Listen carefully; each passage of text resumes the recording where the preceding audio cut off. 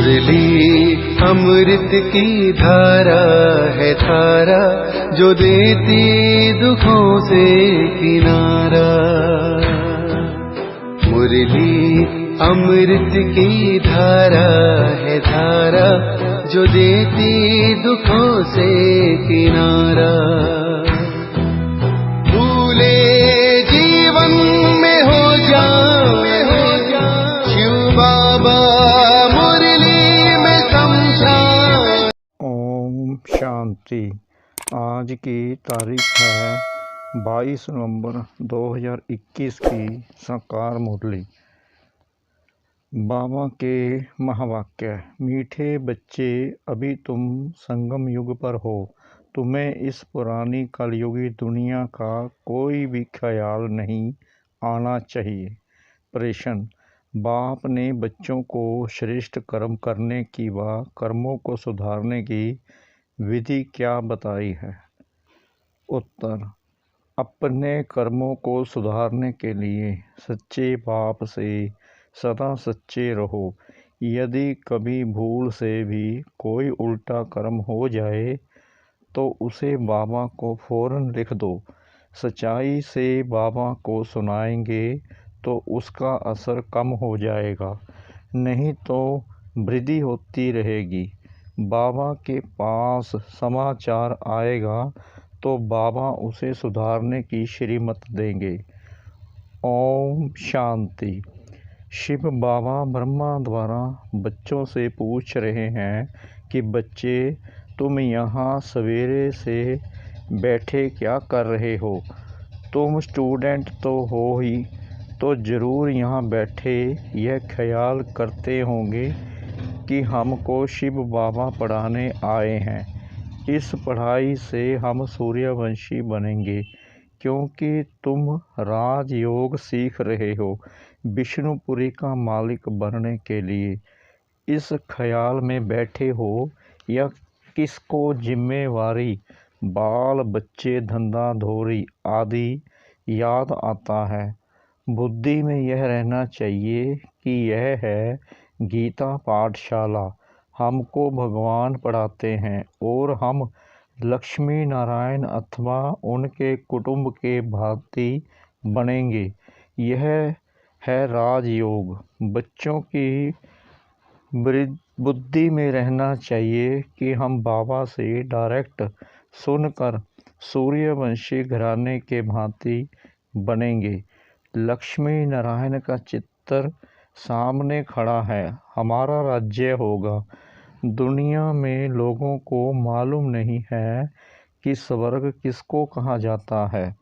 तुम बच्चे कहते हो कि हम अभी बाबा से स्वराज्य विद्या स्वर्ग की सीख रहे हैं। हम ही स्वर्ग के मालिक बनने वाले हैं। यह अंदर में सुमिरन करना है।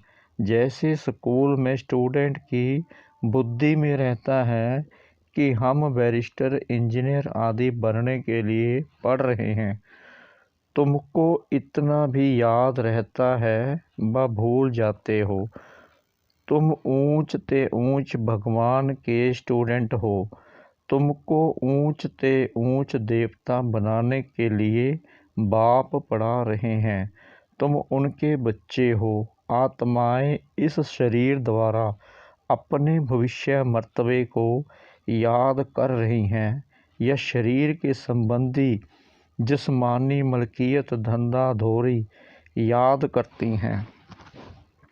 यहाँ जब आते हो तो यह समझना चाहिए कि हमको बेहद का बाप पढ़ाने आता है, बेहद का मालिक बनाने। फिर राजा रानी बनो या प्रजा, मालिक तो बनते हैं ना। नई दुनिया में है ही सूर्यवंशी घराना। यह तो समझते हो ना कि हम अपने राजाई करेंगे। बाबा जानते हैं कि बच्चों को बाहर रहते, घर बार खेती बाड़ी में रहते इतनी बाबा की याद नहीं रह सकती। तो यहाँ जब आते हो तो सब ख्यालात छोड़कर आओ। तुम अभी उस कलयुगी दुनिया में हो ही नहीं। अब तुम संगम पर हो, कलयुग को छोड़ दिया है, बाहर में कलयुग है। मधुवन जो खास है यह है संगम, इसलिए मधुवन का गायन है। यहाँ इस मुरली का ही सिमरन करना है। जो सुनते हो वह रिपीट करो और विचार सागर मंथन करो। जितना समय मिले चित्रों के आगे आकर बैठ जाओ, इन्हों को देखते और पढ़ते रहो। ब्राह्मणियाँ जो ले आती हैं उन पर बहुत जिम्मेवारी है, बहुत औना रखना चाहिए। जैसे टीचर्स को औना रहता है, हमारे स्कूल से अगर कम पास होंगे तो इज्जत जाएगी। जब स्कूल से बहुत पास होते हैं तो वह टीचर अच्छा माना जाता है। ब्राह्मणियों को स्टूडेंट पर ध्यान देना चाहिए। यहाँ तुम जैसे संगम पर आए हो, जहाँ डायरेक्ट बाबा सुनाते हैं, यहाँ का प्रभाव बहुत अच्छा है। अगर यहाँ घर गांठ धंधा याद पड़ा तो बाबा समझेंगे यह साधारण प्रजा बनेगा। आए थे राजा बनने के लिए, परंतु नहीं तो बच्चों को अंदर में बहुत खुशी होनी चाहिए। चित्र भी तुमको बहुत मदद करते हैं।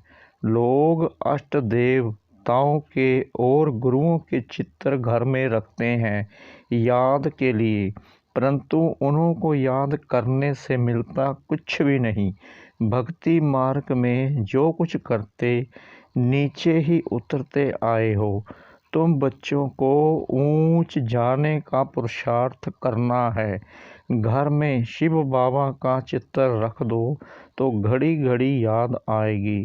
पहले तुम हनुमान को, कृष्ण को, राम को याद करते थे, अब शिव बाबा सम्मुख कहते हैं कि मुझे याद करो।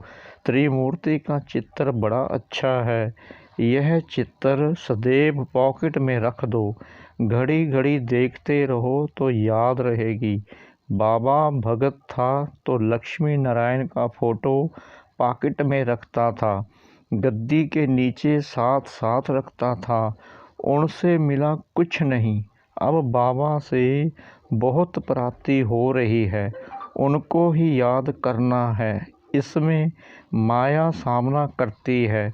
ज्ञान तो बल बहुत सुनते सुनाते हैं, इसमें तीखे जाते हैं। ऐसे नहीं कहते कि 84 का चक्कर भूल जाता है। ऐसे भी नहीं यहाँ रहने वाले जास्ती याद करते हैं। नहीं, यहाँ रहते भी कई हैं जो धूल छाई को याद करते रहते हैं। जिस बाप से हम गोरे बनने आए हैं उनको जानते ही नहीं। माया का परछाया बहुत पड़ जाता है। मूल बात है याद की। बाबा जानते हैं बहुत अच्छे अच्छे बच्चे भी याद में नहीं रहते हैं। योग में रहने से ही देह अभिमान कम होगा, बहुत मीठे रहेंगे। देह अभिमान होने से मीठे नहीं बनते, बिगड़ते रहते हैं। बाबा सबके लिए नहीं कहते। कोई सपूत भी है, सपूत उनको समझा जाता है जो योग में रहते हैं। उनसे कोई भी उल्टी सुल्टी बात नहीं होगी। मित्र संबंधी आदि सबको भूल जाएंगे। हम नंगे यानी अशरीरी आए थे, अब अशरीरी बन घर जाना है। अभी तुम बच्चों को ज्ञान का तीसरा नेत्र मिला है, जिससे तुम अपने घर को जानते हो, राजधानी को भी जानते हो। यह भी तुम बच्चे जानते हो, शिव बाबा कोई काला लिंग नहीं है जैसे वह दिखाते हैं। वह तो बिंदी मिसल है, यह भी हम जानते हैं। अभी हम घर जाएंगे, वहाँ हम अशरीरी रहते हैं। अब हमको अशरीरी बनना है। अपने को आत्मा समझ पतित पावन बाप को याद करना है। यह तो समझाया जाता है आत्मा अविनाशी है, उसमें 84 जन्मों का पाठ नूंदा हुआ है। उसका अंत होता नहीं। थोड़ा समय मुक्ति धाम में जाकर फिर पाठ में आना है। तुम ऑल राउंड पाठ बजाते हो, यह सदैव याद रहना चाहिए।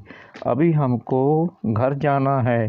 बाबा को याद करने से हम तमो प्रधान से सतो प्रधान बन जाएंगे। यहाँ धंधा दौरी को याद नहीं करना है। यहाँ तुम पूरे संगम युग पर हो। अभी तुम बोट में बैठे हो, कोई बीच में उतर जाते हैं फिर फंस मरते हैं। इस पर भी शास्त्रों में एक कहानी है। अब तुम जानते हो, उस पार जा रहे हैं। खवैया शिव बाबा है। कृष्ण को खवैया व बागवान नहीं कहेंगे। शिव भगवानु बाच हैं, पतित पावन शिव बाबा है। कृष्ण की तरफ बुद्धि जा ना सके। मनुष्यों की बुद्धि तो भटकती रहती है। बाबा आकर भटकने से छुड़ाते हैं। सिर्फ कहते हैं अपने को आत्मा समझ बाबा को याद करो, तभी तुम स्वर्ग के मालिक बनेंगे। यह बातें भूलनी नहीं चाहिए। यहाँ से तुम बहुत रिफ्रेश होकर जाते हो, अनुभव भी सुनाते हो। बाबा, हम फिर वैसे के वैसे हो जाते हैं।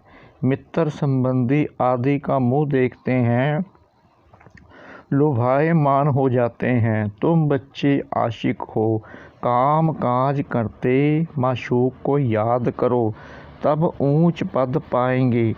अगर अभी पुरुषार्थ नहीं करेंगे तो सिंगल ताज भी नहीं मिलेगा। यहाँ बच्चे जब आते हैं तो टाइम वेस्ट नहीं करना चाहिए। और तो कुछ यहाँ है नहीं, सिर्फ देलवाड़ा मंदिर तुम्हारा यादगार है। वह तुम देख सकते हो। ऊपर में बैकुंठ खड़ा है।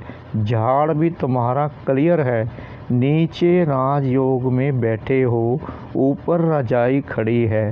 हूबहू जैसे दिल वाला मंदिर बना हुआ है। तुम जानते हो, शिव बाबा हमको फिर से ज्ञान देकर स्वर्ग का मालिक बना रहे हैं।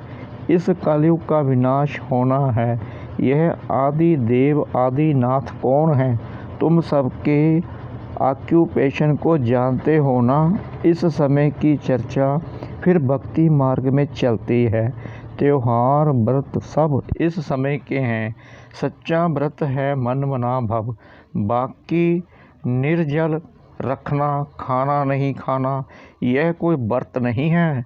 दुनिया में इस समय माया का पंप बहुत है।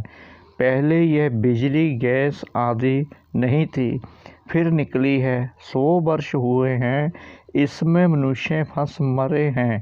कहते हैं हमारे लिए स्वर्ग यहाँ ही है। माया का इतना जोर है जो बाप को बिल्कुल ही याद नहीं करते हैं।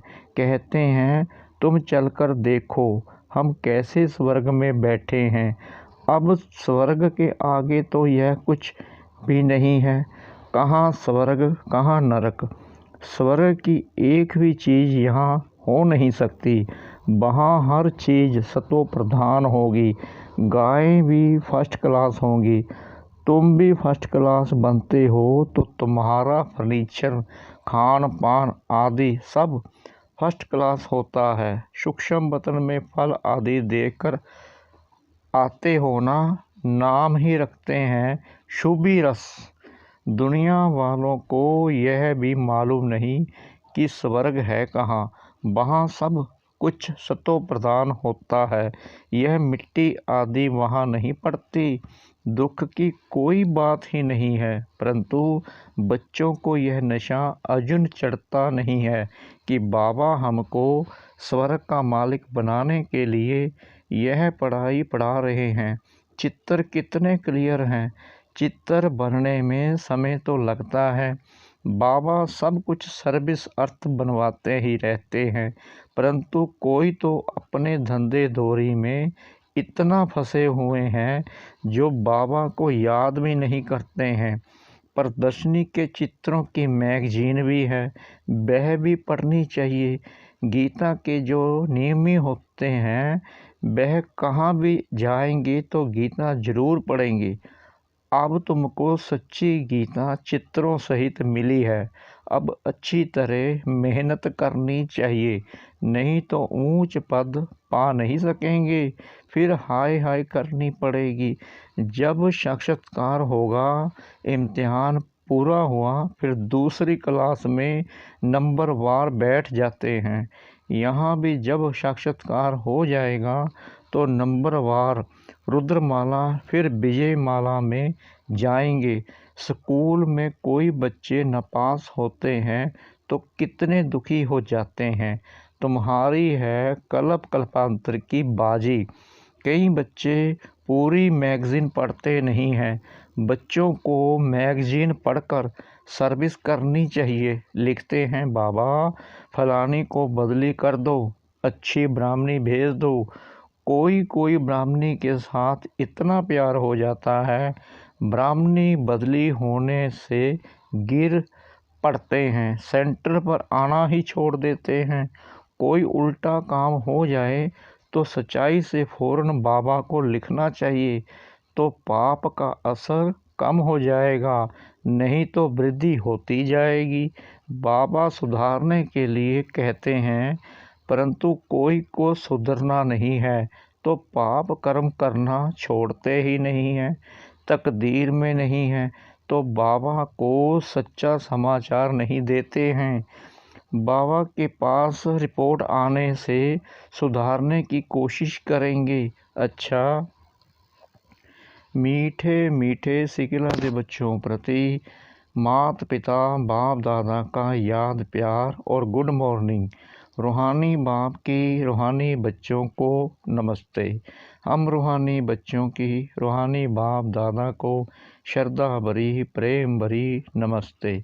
शुक्रिया बाबा, शुक्रिया बाबा, शुक्रिया बाबा इस मीठी मुरली के लिए।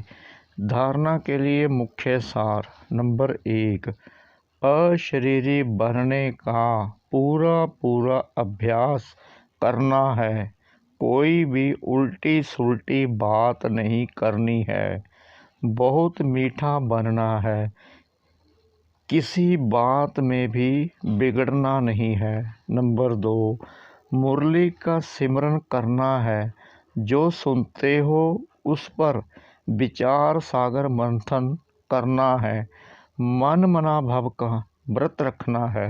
वरदान, सदा फरमान के तिलक को धारण कर फर्स्ट प्राइज लेने वाले